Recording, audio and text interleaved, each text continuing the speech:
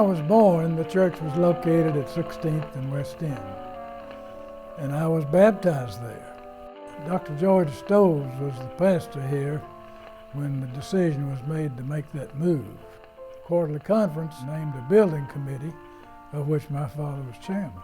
I was born in 1926, and I think the church decided to move in 1927.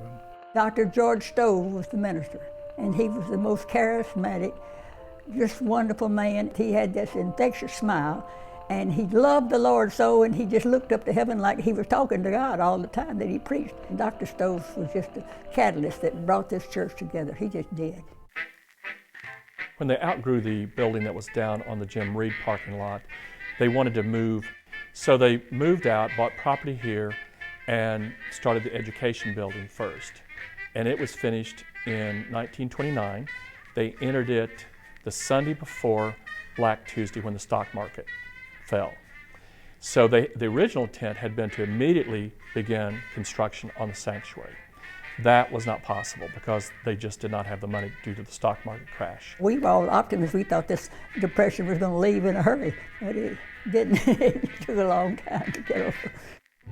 When the building committee hired an architect to do the building, they hired a very prominent Nashville architect, Donald Southgate.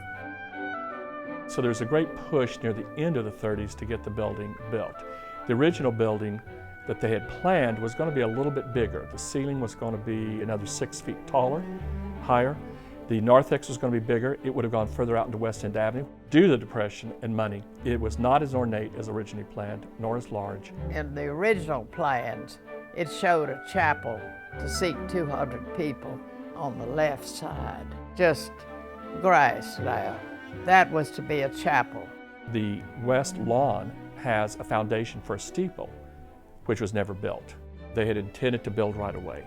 They could not, but their commitment was so strong that even during these 10 years that they met at Vanderbilt, at Neely Auditorium, they would have Sunday school in the Sunday school building and then parade across the West End Avenue and through the Vanderbilt campus to have their worship setting. They had a policeman over here on West End, which wasn't as busy then as it is now, but he helped us across the street and stop the traffic, and we all went over there and worshiped together. So it would have been quite a sight to see that many people all dressed in their Sunday best, traipsing over to Vanderbilt. And that time of 10 years, I think really evidences a very strong commitment to this area, to this building, and to take that amount of time without a permanent sanctuary, a permanent home for their church, I think was very, very telling back in those days. In 1933, we changed to Dr. Costin J. Harrell, and he was brought here because he was a fundraiser. He could raise money from the crowd. I mean, preach a sermon and inspiring us to give what they need. He was wonderful. Costin J. Harrell. He married me. During that time, they raised money in a variety of ways. Money was hard to come by. All the women of the church decided that they were going to have a fundraiser, and they thought up a Caledonian market. And so we had it. They brought cows from her farm, and they brought chickens and cooks and so forth. And then all the women brought all the extra things they had, like a white elephant sale. And so we brought them all here, and we had it on the lawn over here on the Louise Avenue side. And it was a big success, and we made a whole lot of money. Widows were encouraged to give their wedding rings. Many people would give diamond rings to build an arch, to put in pews. One lady who the choir rails is in memory of was Willie Williams. She was one of the first communicants of this church. She left that money from her will when she died to put that choir rail in. So people remembered the church in a variety of ways. And they had a real commitment, I believe, because it was a difficult time for a lot of people to give money during the Depression to build that sanctuary.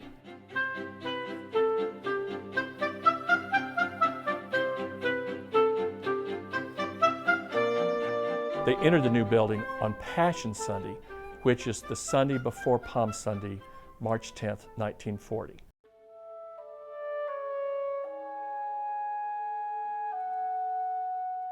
Well, I just have always thought those stained windows in the sanctuary were just magnificent. The windows that were given to the church were done by a Philadelphia glassmaker and DeCincio. studios. It's a very trademark design. The windows were given at varying points early on in the building of the sanctuary, of the finishing of it, by many families in the church. Not only is the window behind the choir so beautiful, but all these windows are. And so many of them are memorials to people I knew. When you look at them, they try to put in something of the attribute of that person that the window honored. Those windows are very personal. One of them is a Dobson window. Matt and Sophie Dobson were staunch members of this church. There's a Pete Cavert window up there. My mother and father and my aunt gave the whole things on the St. Clair Craig one, and it was in memory of grandmother. Some of the mortgage gave the window over the choir loft.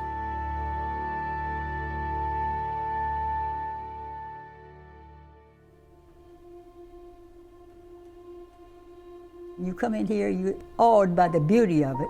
And it's a beautiful structure. It is a very dignified cathedral. If you look at the church, the education building, as well as the sanctuary, I think you'll see a permanence about it. It's got a strength. The interior walls are very thick. This place was built to last. And I think they were building not just for themselves, but for their future. The future of this church, the future of their children, and the future of other people to come. The church buildings of that period were very important for identities for each church. I think that comes from our connection to the Judeo world, to say we're doing our best, we're giving our best as we should for God. And in West End Church, we want to build our best. We want to do our best. And that's why they took, I think, so long. They wanted something that was going to make a statement about their love and concern and connection to God and the importance of God in their lives, because they did sacrifice. And without their sacrifice, we would not have this building. And I think it says a great testimony to their faith and their beliefs. In those days, they played music at the end of a sermon, and they'd say, anybody wants to join the church, come forward, God's waiting for you. And so forth. And God spoke to me that night, and he says, you go up there, girl. It's been the best decision I ever made in my life, because this church has meant everything in my life.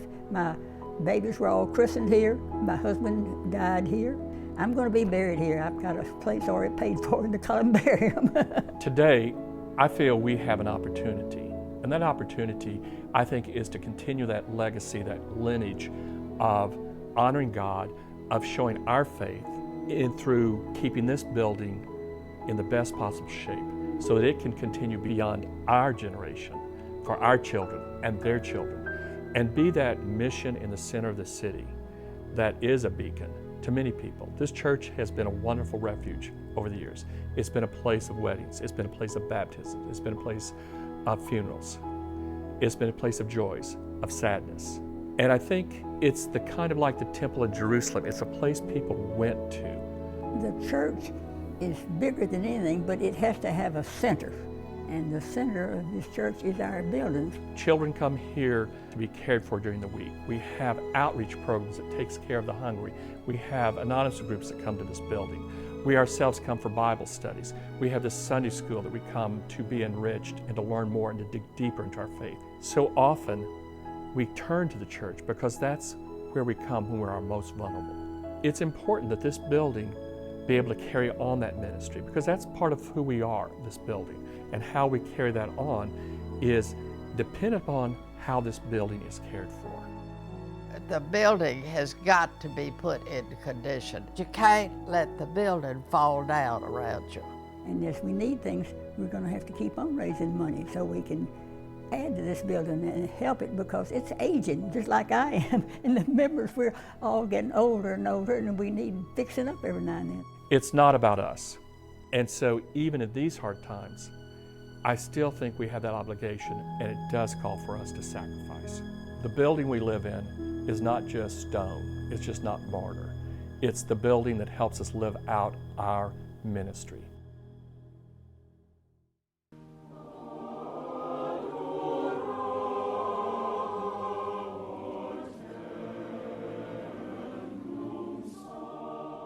The heart of this congregation has been stirred to think of the generations that shall follow us. And we are building a temple that shall be for them a holy shrine.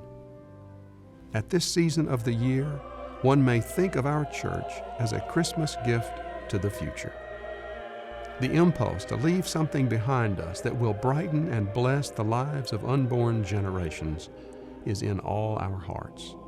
And there is no experience more satisfying than yielding to that benevolent impulse. The part that we have had in erecting such an edifice will be the most enduring contribution that many of us will be able to make to the long years that lie ahead. This thought makes radiant all our efforts and sacrifices.